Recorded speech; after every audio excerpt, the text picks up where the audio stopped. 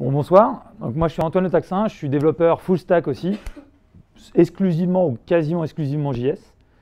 Et je vais vous parler donc de Webpack et pourquoi c'est le packager qui va tous les packager et dans le code les lier. Pour nous, alors, on a essayé beaucoup de choses. Ça fait très longtemps qu'on fait tous du JS avec Zebia. Et on a fait du JSPM, c'était bien. Et on se serait rendu compte quand même que tous ceux qui l'ont essayé, finalement, l'ont adopté. Et que Webpack, c'est celui qui est vraiment pour les gouverner tous, quoi. C'est vraiment le packager qui peut tout faire. Alors Webpack, c'est quoi? C'est un petit peu comme JSPM. Comme ils l'expliquent sur leur site, ça permet d'aller regarder donc, tous les modules et leurs dépendances et de générer un fichier statique qui représente ces modules. Alors comme on le voit dans la description, il y a tout type de fichiers. Il y a du LESS, du PNG, du COFI, du ce qu'on veut.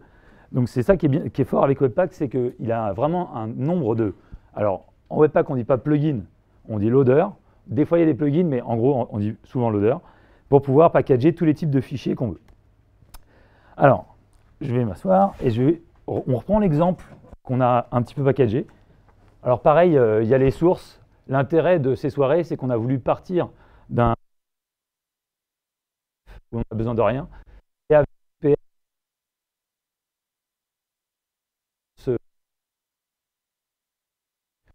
donc dans les sessions plus tard, on choisit. Mais en attendant, le truc à faire attention, si vous voulez jouer avec, c'est que ça ne marche que dans Chrome. Parce qu'il y a de l'ES6, enfin il y a certains trucs. Voilà. Il faut que je précise ça. Donc notre exemple, on a un fichier racine index, un peu le schéma qu'on a vu tout à l'heure. Ah. On me dit qu'on a perdu le son. Là, tu m'entends plus? Ah, ok. Je vais mettre ça sur la... Je vais mettre ça comme ça. Voilà, c'est bon? Ok. Donc du coup, le fichier JS racine, app.js, pour être un petit peu, pas comme les autres. Les deux composants, form et grid, qui sont chacun composé d'un fichier JS, d'un CSS et d'un HTML, d'un template HTML. Donc, moi j'ai fait des étapes pour un petit peu pas faire du live coding, vu que le cas de live coding, on vous l'a déjà montré pour pouvoir refactorer et utiliser un packager. Les paquets qu'on a besoin de base, c'est Webpack, bien sûr. Babel Core pour pouvoir transcompiler le ES6 en ES5. Babel Loader pour pouvoir le charger. HTML Loader, CSS Loader. Enfin bon, je ne vais pas vous le décrire, je vais plutôt vous le montrer. Donc le package.json, donc pareil, on utilise NPM. À la différence de JSPM où on a un packager spécifique, enfin un gestionnaire de dépendance spécifique qui est au-dessus de NPM, là on se sert de NPM pur. Donc, on voit dans nos dépendances qu'on a donc, du Babel Core, le Babel Loader, certains presets. Donc ça, c'est en fonction pour savoir quelle version de S6, en gros, ou S7 on utilise, et différents loaders. Donc, les configurations de base. D'abord, c'est dire dans quel contexte on se situe. Ça, c'est vraiment le file system. On utilise la variable connue de ceux qui font du Node, qui est dirname. C'est le dossier courant, là où se situent les sources de l'application. L'entry point, donc on peut en avoir plusieurs, au début on va en mettre qu'un, on va l'appeler app et on va lui dire qu'il est situé dans public et il s'appelle app.js. L'output, c'est l'output, c'est ce que va donner Webpack quand il aura passé sa phase de compilation. Donc il y a le pass, on dit qu'on va aller dans un dossier qui s'appelle list. Le file name final qu'il aura, donc ça s'appellera app.js, et le public pass. On y reviendra tout à l'heure, mais c'est assez important. Public pass, c'est en gros, quand on fait référence au dossier courant de ce que va donner l'application, enfin, de là où tournera l'application compilée, c'est le fichier racine. Donc, les premiers loaders. On a ensuite, après ces premiers presets, une phase module où on a un autre mot-clé loader, où on va définir tous nos loaders. Ils se définissent à peu près toujours de la même façon. Il y a un premier qui est test, une première clé qui est test, qui est en fait une regex, dans laquelle on va identifier une partie du fichier, en l'occurrence c'est la fin. On dit tous les fichiers qui se terminent par .html. Donc il va rentrer dans cette condition, il va dire ah ok, donc c'est pour moi. Je vais aller lire la deuxième ligne qui est loader. Qu'est-ce que je fais avec ça? J'utilise le loader HTML. Donc c'est simplement de lui dire quel loader il utilise pour quel type de fichier. Donc, Alors pourquoi on en a besoin? Parce qu'on a des templates HTML. Hein.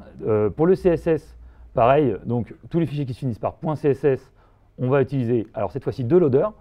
Le premier, c'est CSS, donc ça on comprend. Et style, en fait, c'est parce que Webpack, de base, ce qu'il va faire, c'est qu'il va lui-même, grâce au loader style, intégrer dans le HTML qui sera généré, enfin dans le HTML au final, à la volée, des balises style en en-tête où il va injecter le code CSS. En fait, en final, donc le JS, où là on transpile avec Babel et on exclut les nodes modules pour éviter qu'il aille chercher transpiler tous les nodes modules de notre application. Le chaînage des dépendances, c'est un petit peu ce qu'on a vu tout à l'heure, c'est-à-dire que dans notre index.html, je n'ai fait que rapatrier mon fichier bundlé, donc celui qui se trouve dans dist. J'ai enlevé toutes les choses qu'on a vues tout à l'heure, comme JP nous a montré qui était en en-tête, pardon, les imports HTML, etc. Et on va importer tous les fichiers un par un. Je vais peut-être montrer dans le code, c'est un peu plus parlant. Donc on a notre dossier public, on a notre app qui va aller importer grid et form. Et ensuite, on a deux dossiers. On va importer les JS, hein, donc du coup, quand on ne précise pas l'extension, c'est JS. Le form qui, lui, va importer son CSS et son HTML. Et l'autre qui fait exactement pareil.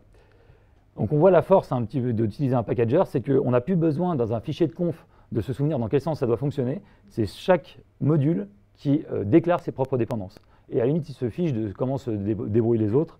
Ça se fait automatiquement avec le packager. Alors, lancer Webpack, c'est assez simple. Il y a un CLI, donc la commande de base, c'est Webpack. Par défaut, il va chercher un webpack.config.js. Si on peut, bien sûr, il y a des options pour préciser d'autres fichiers de configuration, etc. La première option qui est intéressante, c'est la -d. -d, ça veut dire qu'on va packager pour le développement. Donc, il va générer les source maps, il va faire voilà, tout ce qu'il faut pour le développement, il ne va pas glypher, il ne va pas compresser l'application finale pour pouvoir débugger. Avec l'option .watch pour pouvoir tout le temps revoir les fichiers qui ont changé et repackager à la volée. Le -p, c'est l'inverse. On va packager pour la production. Donc on va euglyphier, minifier, offusquer le code pour qu'il soit le plus compact possible. Alors il y a aussi un middleware express qui permet de configurer son serveur express en faisant référence à une config Webpack et en ajoutant des configs éventuellement pour vraiment maîtriser son serveur comme on veut. Alors, ce que je propose, c'est qu'on fasse un petit... Donc, j'aurais pu faire Webpack, mais on va passer cette étape. Maintenant, vous êtes habitué à NPM, vous l'avez utilisé déjà plein. Donc, on a le script qui est start et serve qui va faire donc, le serveur. Et par défaut, je clean mon dist. Après, je lance Webpack et enfin, je sers mon application. Donc, il me suffit de faire npm start et ça va faire ces trois étapes. Ça prend un petit peu de temps. On voit qu'il y a une sortie qui nous dit j'ai fait un app.js et un app.js.map, donc le fichier map de sortie. On vérifie que ça marche bien. J'ai bien mon application. Pour l'instant, elle est moche. Pourquoi? Parce que je n'ai pas géré de dépendance à Bootstrap. J'ai vraiment importé juste le JS et théoriquement, ça devrait quand même marcher. Alors, on va mettre Angular 2 et on va le mettre dans les 4 Fantastic Framework. Voilà. Bon, il n'a pas mis la majuscule. Voilà. Donc, du coup, ce qu'on veut faire maintenant, c'est Bootstrap et jQuery. L'intégration de Bootstrap, ça nécessite plusieurs choses. La première chose, c'est que Bootstrap, il a une dépendance implicite, on va dire, à jQuery. C'est-à-dire qu'il imagine qu'elle est déjà déclarée sur Windows, donc dans le scope global, et qu'on va pouvoir la manipuler avec la variable $. Là, on n'a pas du tout importé jQuery ni rien, donc du coup, il ne va pas la trouver. Donc il va falloir trouver comment on peut gérer ce problème. Deuxième problème, Bootstrap, il a des dépendances sur d'autres types de fichiers. Des SVG, des TTF, etc., qui sont en fait la police ou les SVG d'icônes dont se sert Bootstrap voilà, dans son framework. Donc il va falloir gérer aussi ces types de fichiers. Pour ça, on utilise principalement un loader qui s'appelle File Loader. C'est un peu celui qui fait tout. Et URL Loader qui fait pratiquement la même chose, sauf qu'au lieu de charger le fichier en faisant un appel direct, il le charge par data URI, et du coup, on doit lui mettre une limite de taille de fichier. Mais bon, vraiment, ce qu'il y a quelque chose à retenir, c'est le File Loader. Et pour l'aspect jQuery, on va se servir d'un plugin, pour une fois, qui s'appelle Provide Plugin. Donc le File Loader et l'URL Loader, à quoi ça sert? Donc je les déclare, encore une fois, de la même façon. Je teste les fichiers qui sont soit SVG, soit WOF, etc. Je ne vais pas déclarer. La limite du fichier, parce que c'est URL loader. Et TTF, EOT, qui vont servir de file loader. Alors file loader, c'est celui qu'on se sert aussi si vous voulez importer du JPEG, si vous voulez importer du GIF ou ce genre de fichier, image, c'est file loader qu'il faut utiliser. On voit qu'on a passé un paramètre après le point d'interrogation. Qu'est-ce que c'est ça? C'est qu'on va lui dire, tu vas exporter un nom, et on va lui mettre le pass et le nom. En l'occurrence, on va dire qu'on veut le mettre dans un dossier assets, qu'on va prendre. Alors tout ce qui est entre crochets, c'est Webpack qui donne à disposition du développeur certains mots-clés qu'il génère automatiquement. Là, en l'occurrence, c'est le name du fichier d'origine qu'il a trouvé, qui se finissait par TTF ou EOT. Et l'extension, c'est-à-dire qu'il remet la même extension. Donc ça va faire deux choses, FileLoader.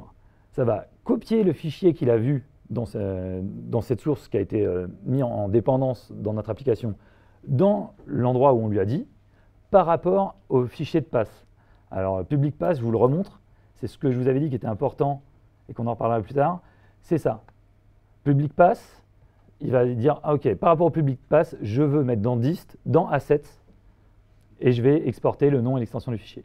Donc en gros, j'ai fait une capture d'écran, vu que là, il n'y a que Bootstrap, ça donne ça. C'est-à-dire que Bootstrap, il a un font face sur lequel il référençait différents types de fichiers, et bien il a à la volée remplacé, enfin copié déjà, alors ça je vais vous montrer plutôt en live. Voilà, au step 2, on va refaire notre npm start, et théoriquement, si tout va bien, voilà, il nous a copié ces fichiers-là dans assets, et on les retrouve donc du coup dans notre dossier dist, sous assets, on retrouve toutes nos dépendances de Bootstrap. Et en plus, alors ça je vous le montre comme ça, Bootstrap, il a réécrit les URL pour qu'il les retrouve une fois qu'il sert ces fichiers-là, parce qu'ils ne sont plus dans public, ils ne sont plus dans notre module, ils sont dans dist. Provide plugin, alors ça c'est ce qui va nous permettre de déclarer globalement, alors on est obligé du coup dans le fichier de configuration Webpack, donc dans celui-ci, de déclarer l'import du plugin. Alors vous voyez qu'on utilise require, pourquoi? Parce que je ne voulais pas transcompiler ma configuration de Webpack, je voulais rester en ES5, donc on fait du require classique, CommonJS, Webpack le comprend. Donc on va chercher Webpack et on va, dans une partie plugin, ici, le définir. Donc on va instancier Webpack et on va chercher le plugin, provide plugin. On va lui dire, dans le spectre global, si quelqu'un cherche $, en fait, c'est la dépendance jQuery. Et jQuery, pareil. Donc on a bien sûr intégré une dépendance, donc pas dans dependency dev, mais dans dependency de notre projet Bootstrap et jQuery. Et donc si tout va bien, ça devrait toujours fonctionner. Et là, cette fois-ci, oh, c'est plus beau. C'est pas beau, mais c'est plus beau.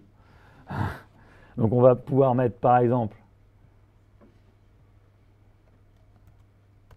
Ember 2 dans les 4 fantastiques.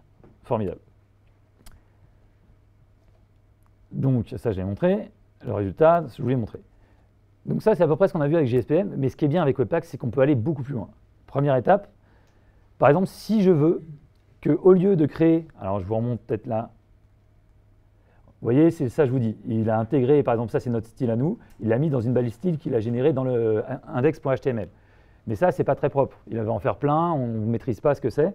Donc ce qu'on voudrait, c'est que, hop, je reviens là-dessus, voilà, on déplace les fichiers style dans un fichier à part qu'on maîtrise. Donc dans la config Webpack, on a besoin d'un autre plugin qui s'appelle Extract Text Plugin. Là pour le coup, c'est un package NPM, il faut l'installer.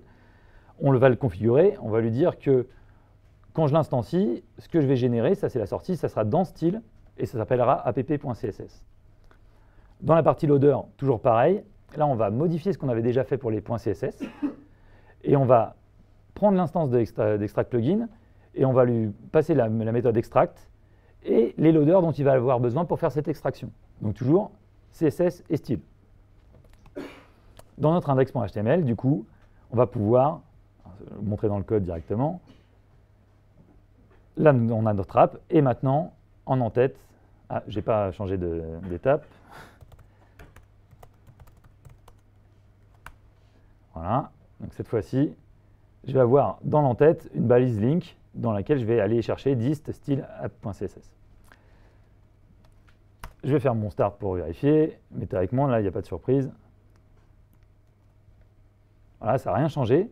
Ce qui a changé, en revanche, c'est que maintenant, dans mon fichier dist, voilà, j'ai un dossier style dans lequel j'ai CSS. Et vous voyez qu'il a fait aussi les source maps à la volée, parce que j'utilise le -d, dont on a parlé. Alors, je vais couper ça. Je vais passer au step d'après. Step d'après, donc on va encore plus loin. Alors ouais, j'aimerais bien linter mon code. Par exemple, quand on a un gros projet, c'est important de pouvoir, je ne sais pas si tout le monde sait ce que c'est que le linting, c'est de pouvoir vérifier le code style des sources de notre application. Donc il y a ESLint, par exemple, qui est un très bon outil qui permet de définir plein de règles. Et là, on va les vérifier automatiquement avant de faire le bundle Webpack. Pour ça, on a besoin de déclarer où se situe la configuration de ESLint.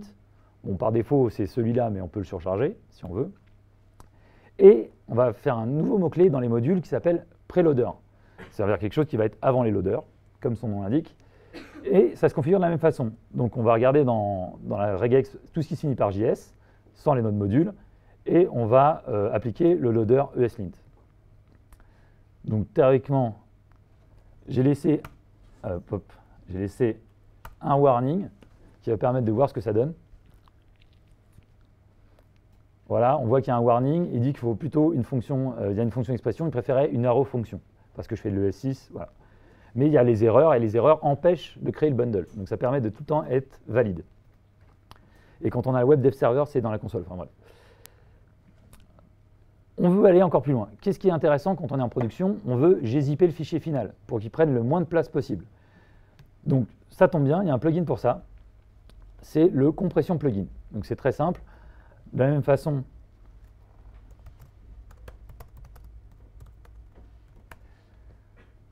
on va ajouter dans notre configuration le plugin qu'on a bien sûr installé par npm. On va le require et on va le configurer. Et alors là, il se configure très simplement, on fait juste ça. Et quand on lance notre application, le bundling de notre application, on voit que en plus des fichiers normaux, il a fait des gz, donc des gzip de tous nos fichiers finaux. Alors là, on est en développement, donc les source maps sont aussi gzippées, mais si on fait en production, il n'y a bien sûr que le bundle final en production qui est gzippé. Voilà, donc ça je voulais montrer. On va aller encore plus loin. Ce qu'on aimerait bien, c'est souvent dans une application, quand on est en production, on fait des changements, et puis finalement le bundle, il s'appelle toujours pareil. Et là, on rencontre un problème classique, c'est ça ne marche pas la feature qu'on vient de vous développer, videz votre cache, rafraîchissez, ça va arriver. Pour éviter ça, il y a plusieurs techniques. Une des techniques, c'est d'exporter automatiquement en plus du nom, ce qu'on appelle un hash, c'est-à-dire que c'est une série de chiffres et de nombres automatiques, enfin automatiquement générés, qu'on va associer au nom. Donc voilà, dans l'output, vous vous souvenez, j'avais app.js. Je vais utiliser encore une syntaxe entre crochets que fournit Webpack, et en l'occurrence, c'est hash. Il sait qu'il va devoir générer un hash automatique, et on va l'associer à notre nom de bundle. Alors pourquoi j'ai besoin d'assets plugin? Assets plugin, je vais vous expliquer, c'est que si j'ai généré un fichier avec un nom qui change à chaque fois, hop, pardon, hop, je ne vais pas y arriver. Voilà. Si je génère un fichier avec un nom qui change à chaque fois, bien sûr, dans mon index.html, je ne vais pas pouvoir référencer tout le temps app.js, il change à chaque fois. Donc il faut que j'ai une façon de pouvoir savoir quel nom a le bundle que j'ai généré. Et pour ça, j'utilise justement asset plugin. Asset plugin, c'est quand je vais packager, il va générer un petit fichier JSON qui a cette forme-là. Donc il y a le nom du point d'entrée et tous les bundles qu'il a fait. En l'occurrence, nous on en a deux, le CSS et le JS. On voit qu'il a mis un nom barbare après app. Dans extract plugin, oui. J'ai oublié de dire, je le fais aussi pour CSS, donc pareil, je rajoute le hash au fichier CSS pour qu'il change à chaque fois que je le modifie. Donc asset plugin génère ces fichiers-là, il ne nous reste plus qu'une étape, c'est d'aller récupérer dans ce fichier .json les noms et de les mettre dans notre index.html. Pour faire ça, il y a plein de façons de faire. Moi, j'ai pris une façon assez simple, j'ai utilisé Moustache. Moustache, c'est un système de templating qui est un package NPM, encore une fois, qui est logicless, et qui peut se lancer via NPM. Donc du coup, c'est assez simple de l'utiliser. Alors là, c'est peut-être un peu moins parlant, je vais prendre mon fichier directement. Il n'y a plus d'index.html du coup, j'ai un index.moustache dans lequel à chaque fois que je voulais faire un import, je vais aller chercher donc, dans mon JSON l'entrée app et je vais instancier la clé CSS. Si on revient sur le fichier, on voit que app CSS et app JS. Donc là, app CSS et app JS. Le petit et devant, c'est pour qu'il maintienne les slash, sinon il les transforme en éléments HTML par défaut. Donc on va lancer ça, voir ce que ça donne. Théoriquement, il va nous construire un... Donc Moustache construit un index.html qui va se situer dans dist, ici. Non, pardon, pas dans dist, à la racine, ici. Et donc on voit bien qu'on retrouve notre fichier avec le hash compilé qui s'est bien templétisé dans notre index final. Pour faire ça, je vais vous montrer un petit peu le NPM, qui commence un petit peu à prendre petit à petit du poids. Donc le clean, c'est juste, je regarde si le dist existe et je le vire. Le build, donc il va faire le clean, le NPM, ça on l'a déjà vu. Et en plus, il va faire donc appel à Moustache. Il va chercher dans le fichier JSON généré les données, utiliser le template index.moustache et régénérer l'index HTML. Donc là, on commence à voir quelque chose qui est pas mal production ready. On package pas mal de choses, on invalide le cache de l'utilisateur, ça commence à être assez sexy. Mais, alors du coup, ça c'est la deuxième partie que je vous ai montré. Et le résultat, voilà. On veut aller encore plus loin. Alors ça, c'est un truc que j'aurais pu montrer le début, mais on voudrait faire donc du less ou du sas. Il y a deux loaders, donc sas loader et less loader. Dans le fichier Webpack, config de Webpack, on va chercher, on va en fait modifier ce qui existe déjà. On va lui dire, si tu dois trouver des fichiers less ou CSS, tu utilises toujours extract plugin, mais là, on n'a plus besoin de style, parce qu'on ne va plus générer de balises style dans le HTML. On va directement lui dire d'utiliser less loader ou CSS loader. Ça exporte, alors pour exporter les source maps, le -d ne suffit pas. On est obligé de lui ajouter un paramètre source map pour chaque loader. Bon, il faut y penser parce que sinon on se demande pourquoi ça ne fonctionne pas. Donc, on va faire un petit essai.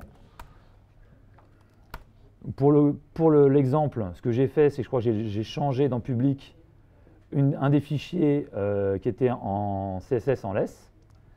Donc j'ai mis une petite variable pour voir que ça fonctionne bien. Donc si il a bien bundlé, il a toujours exporté qu'un fichier CSS. Donc il a pris le less, il l'a transformé en CSS, il a trouvé du CSS, il l'a mis avec, il en a fait un seul fichier CSS. Et théoriquement, ça n'a rien changé, on a toujours nos 25% de nos 4 colonnes. Voilà. Alors c'est pas mal, mais on voudrait aller encore plus loin. On aimerait bien séparer les vendors. Alors c'est les librairies tierces, les dépendances qui sont en fait pas de notre application, ou une partie de notre application qui change moins souvent, un peu une partie qui est bien stabilisée, qui ne change pas depuis longtemps. On aimerait bien les mettre à part, comme ça, l'utilisateur les garde dans son cache local, et ça évite qu'il recharge tout. Il ne rechargera que la partie qu'il n'a pas. Pour faire ça, c'est assez simple. En fait, on va déclarer un autre fichier d'entrée. Je vais le montrer dans le code, ce sera plus parlant.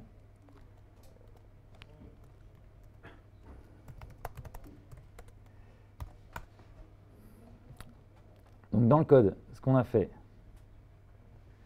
on avait notre entrée app, on rajoute une deuxième entrée vendors. Pour l'instant, je lui ai mis que Bootstrap dedans, mais on peut lister tout ce qu'on veut, même des fichiers à vous. Ensuite, on va se servir d'un autre plugin de Webpack de base. Dans Optimize, il y a Common Chunk Plugin.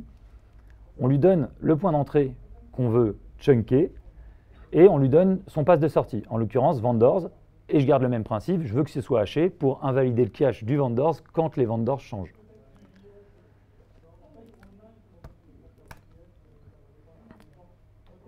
Voilà, donc je lance mon application, il va virer, machin, bundler, etc.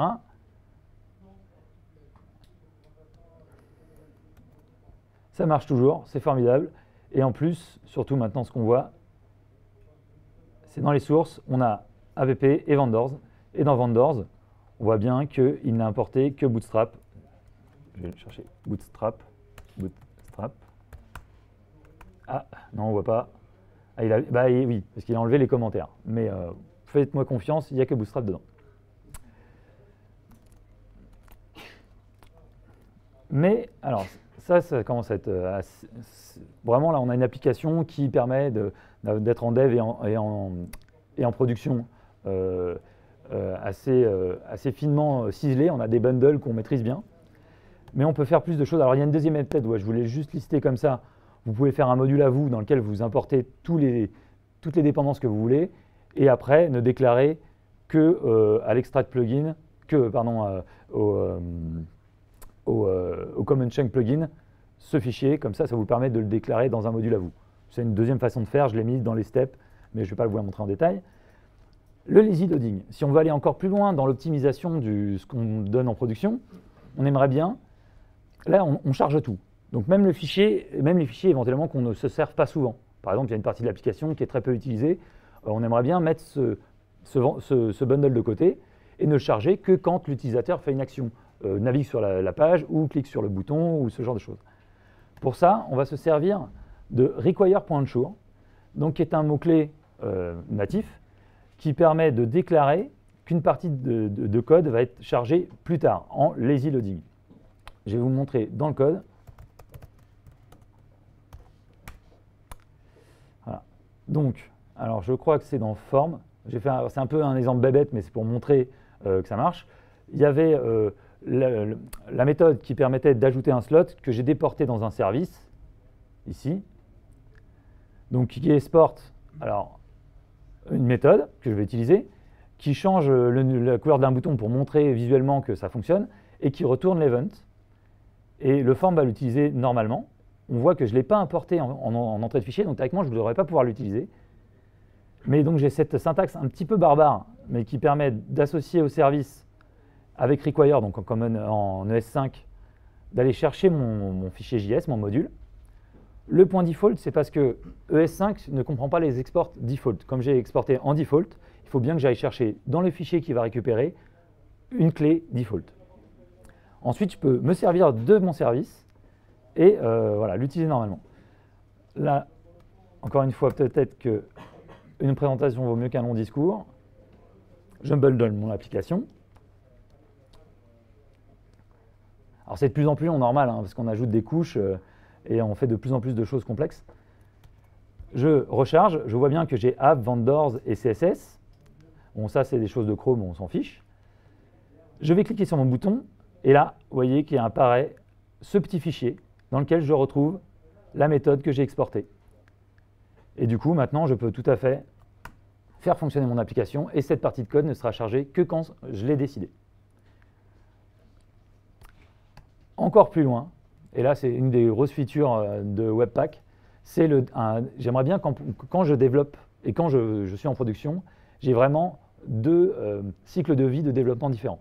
Quand je développe, j'ai envie de rien toucher, que de changer mon application, que ça se reload automatiquement, que ça build automatiquement, que ça recharge automatiquement la vue de mon application. Webpack a quelque chose pour ça qui s'appelle Webpack Dev Server, qui est un module qui est paramétrable assez facilement et qui permet donc du coup on n'a plus besoin d'HTTP serveur comme on s'est servi tout le long.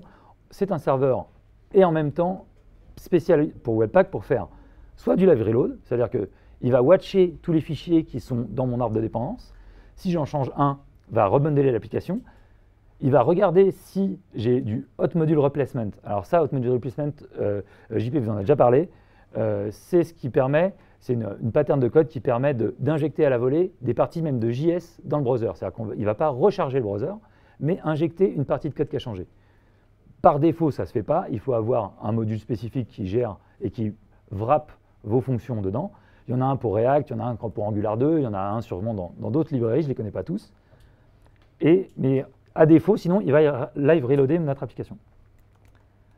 Donc c'est l'avant-dernier step. Après c'est bon.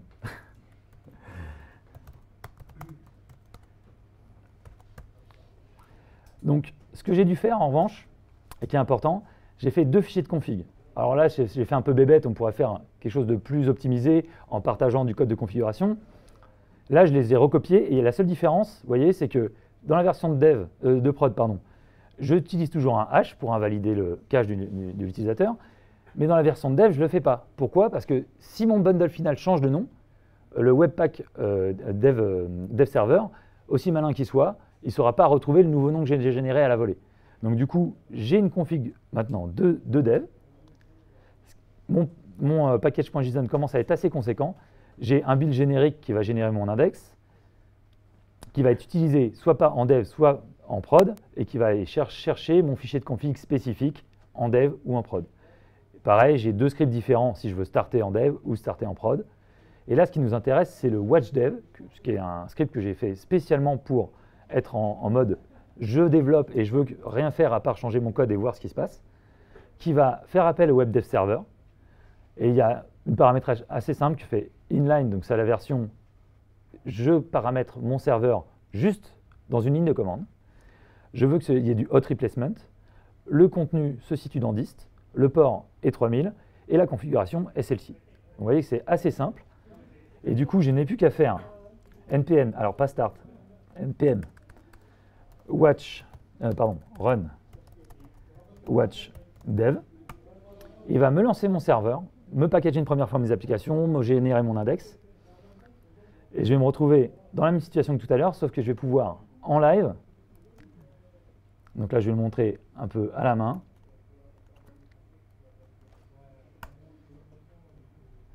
pour ce faire, hop, je vais mettre ça de côté. Je vais prendre un exemple simple. Comme je n'ai pas de hot module replacement sur mon JS, ce qui marche bien, c'est le CSS. Donc là, j'ai fait un petit CSS, par exemple. Ça, je vais le mettre dans un magnifique rouge. Je vais sauvegarder et sans les mains, ça recharge. Pareil pour mon less. Là, je vais mettre un superbe couleur, genre vert pistache olive. Je recharge sans les mains, ça recharge mon bundle. Donc c'est assez pratique. J'ai un site de développement du coup qui est super rapide. Je n'ai pas besoin de faire pommer à chaque fois, vider mon cache ou quoi que ce soit. Le packager s'occupe de tout ça et me permet de développer sans vraiment me soucier de tout ce qui est build. Dernière étape, et pour ça, je vais reparler du tree checking. Donc j'enlève les modifications que j'ai faites. Je vais passer dans mon dernier step. Et là, c'est un petit peu du bleeding edge, comme on dit. Hein. C'est-à-dire qu'en fait, je vais devoir faire npm install parce qu'il n'y a que Webpack 2 qui gère le tree checking. Mais il le gère vraiment. C'est-à-dire que je l'ai testé, ça marche. Il y en a d'autres, Rollup, etc., ils vous disent qu'ils le gèrent. Je ne sais pas où ils en sont, mais il n'y a pas longtemps, ça ne marchait pas. Donc ça installe la version 2 de Webpack. Alors pourquoi il y a une erreur?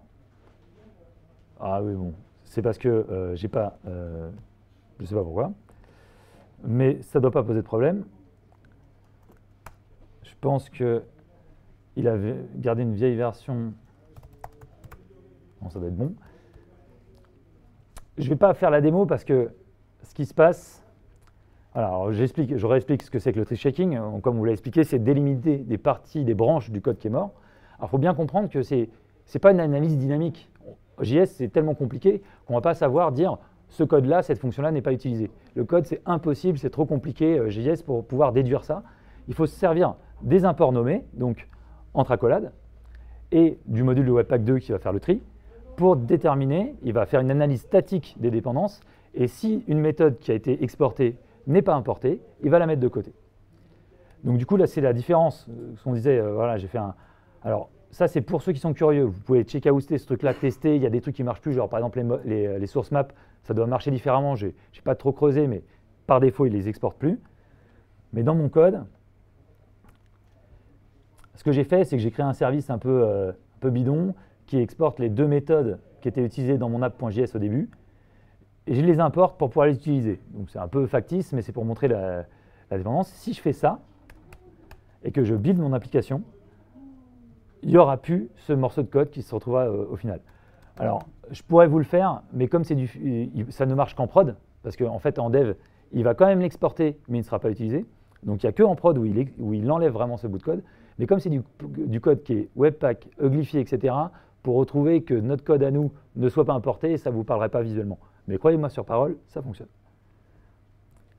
Donc voilà, c'était un peu la dernière étape. Donc c'est dans mon step 11, allez voir dans les repos, jouez avec, éventuellement améliorez-le, faites des pierres dessus, ce sera très bien pour nous. Donc voilà, on arrive au terme un petit peu des outils qui pour nous sont les principaux outils à l'heure actuelle pour pouvoir gérer tout ce qui est bootstrapping des applications. NPM, vraiment c'est le couteau suisse, on n'a plus besoin, à part certaines tâches précises, la plupart du temps, pour le build en tout cas, on n'a pas besoin d'autre chose que d'NPM. Et d'un packager, JSPM ou Webpack. Nous, même ceux qui faisaient du JSPM, ceux qui ont testé Webpack, vraiment l'ont adopté et on fait pratiquement plus que du Webpack chez nous. Je ne sais pas si vous avez des questions, mais pour moi,